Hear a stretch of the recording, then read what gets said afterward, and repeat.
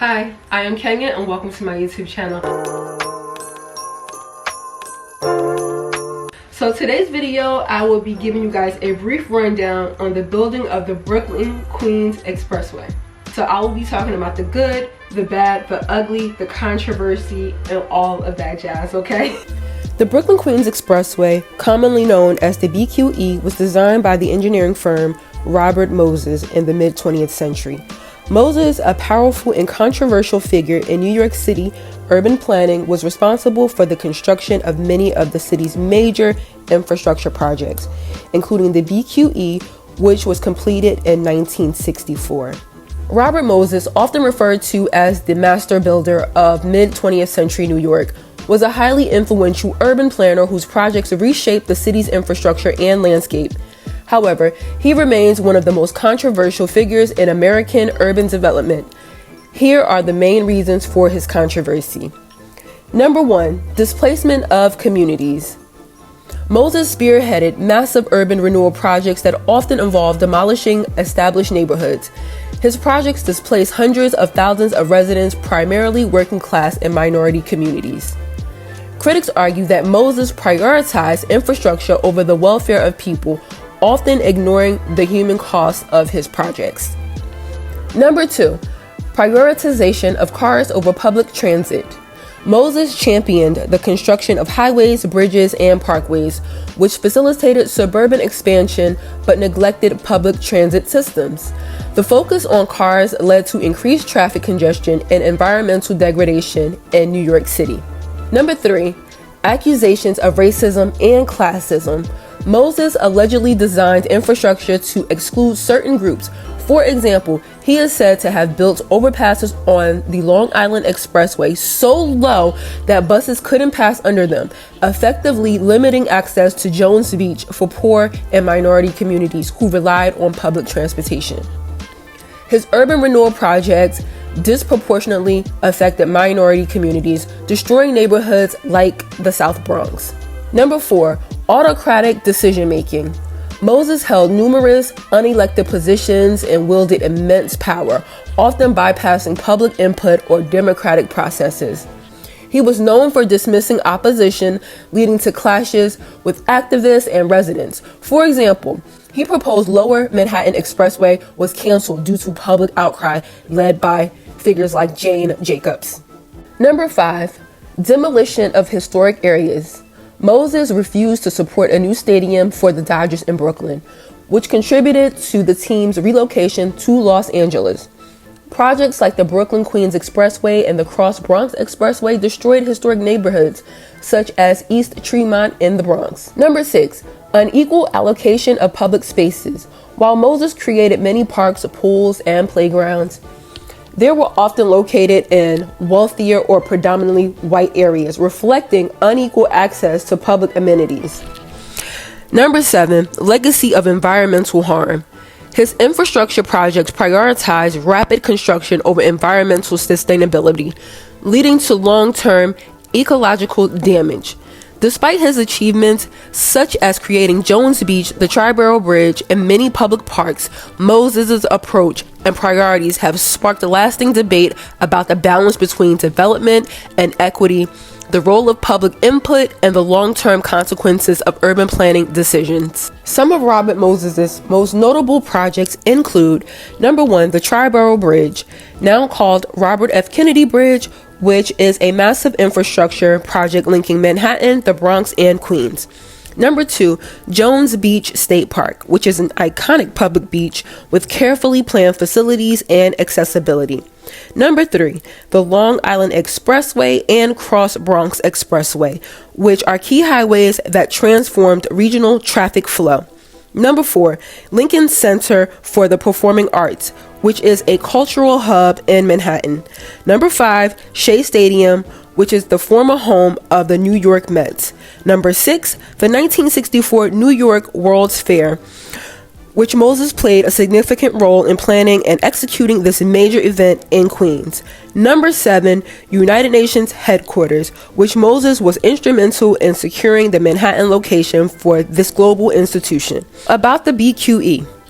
The BQE was designed as a key highway to facilitate traffic between Brooklyn and Queens, with an important role in connecting the Verrazano-Narrows Bridge to other major highways.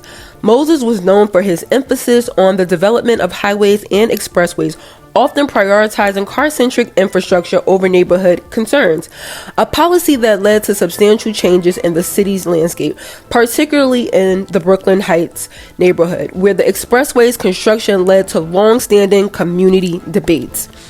While Moses was the main figure behind the design and execution of the BQE, there were other engineering teams and professionals involved in various phases of the project. However, Moses's overarching vision and leadership were key in its development. Let's talk about the design specifics of the bridge. The Brooklyn-Queens Expressway Bridge, particularly the section in Brooklyn Heights, was constructed as a double-decker to maximize space and minimize disruption to the surrounding neighborhoods. This section of the BQE is known as the Triple Cantilever, a unique 3-level structure with 2 levels dedicated to the expressway and 1 level serving as a promenade with pedestrian views of the Manhattan skyline.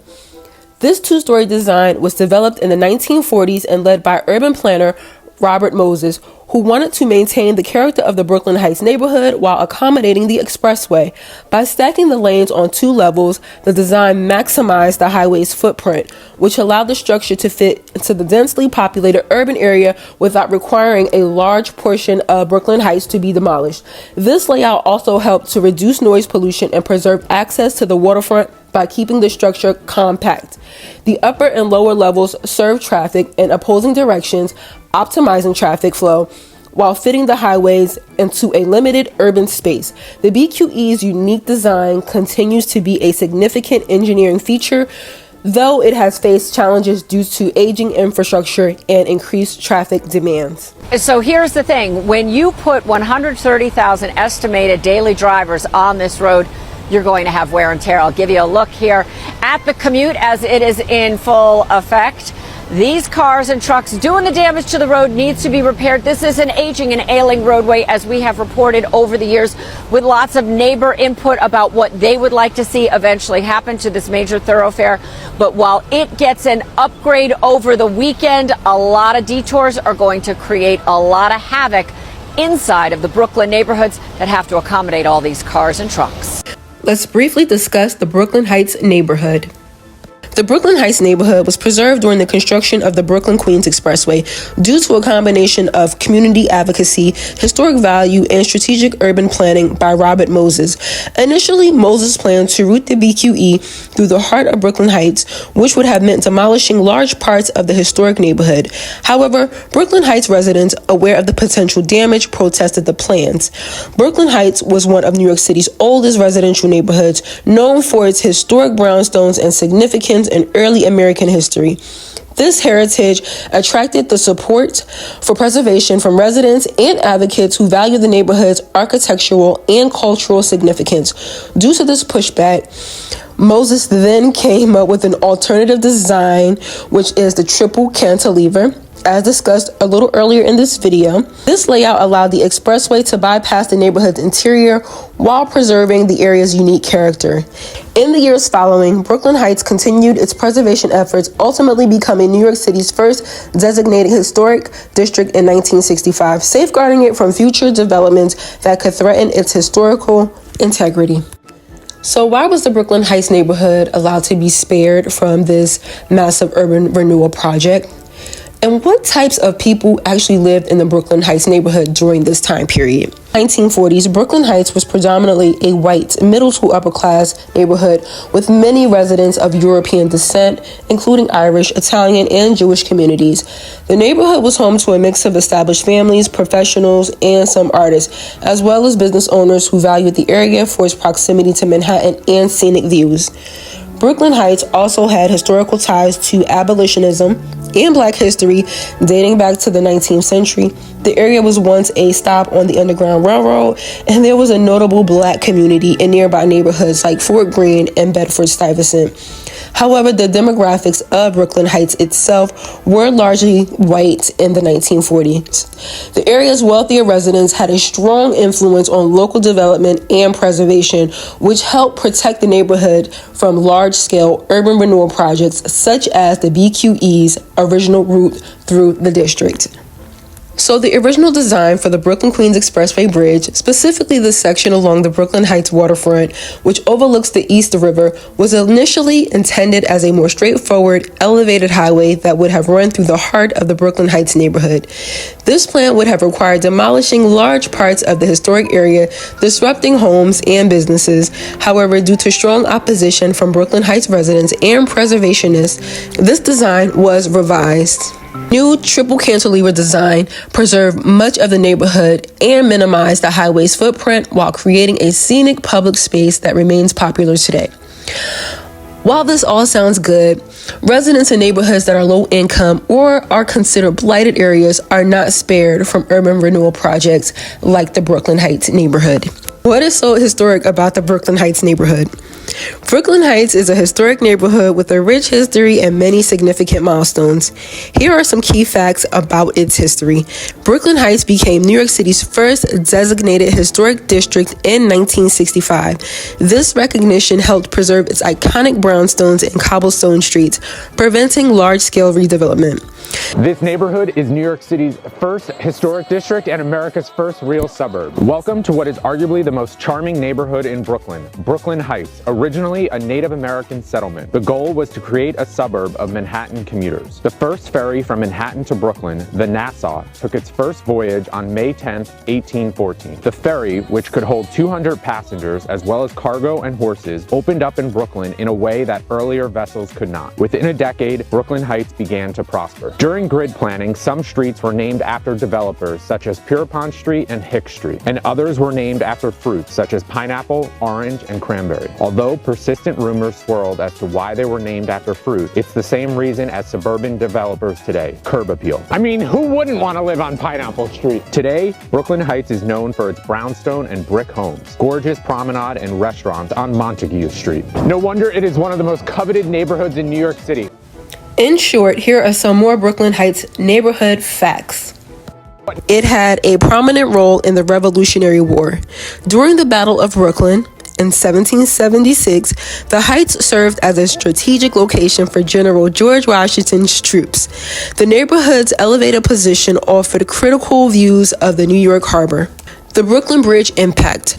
The construction of the Brooklyn Bridge in the 1880s brought connectivity to Manhattan, making Brooklyn Heights a desirable residential neighborhood for professionals commuting to the city. Cultural and literary heritage. Brooklyn Heights has been home to many famous residents, including authors like Truman Capote, who wrote Breakfast at Tiffany's while living on Willow Street, and W.H. Auden. The neighborhood continues to be a cultural hub. Preservation during the BQE construction. Promenade was constructed as a compromise, offering a stunning view of Manhattan and preserving the Heights' historic charm. Diverse religious history. The neighborhood has a mix of historic churches, synagogues, and other religious institutions. Plymouth Church was a hub for the abolitionist movement, hosting prominent figures like Frederick Douglass. Several homes in Brooklyn Heights were rumored to be stops on the Underground Railroad, given its role as a community of abolitionist activity. Due to its picturesque streets and preserved architecture, Brooklyn Heights has been a filming location for numerous movies and TV shows such as Moonstruck and The Age of Innocence. Over the decades, the neighborhood has retained its status as a prime residential area due to its proximity to Manhattan, historical significance, and Brooklyn Heights Promenade. So if you've made it to the end of the video, I would like to thank you guys for coming to kick it with me today. Please like the video and subscribe, and I will see you guys in my next YouTube video. Toodles.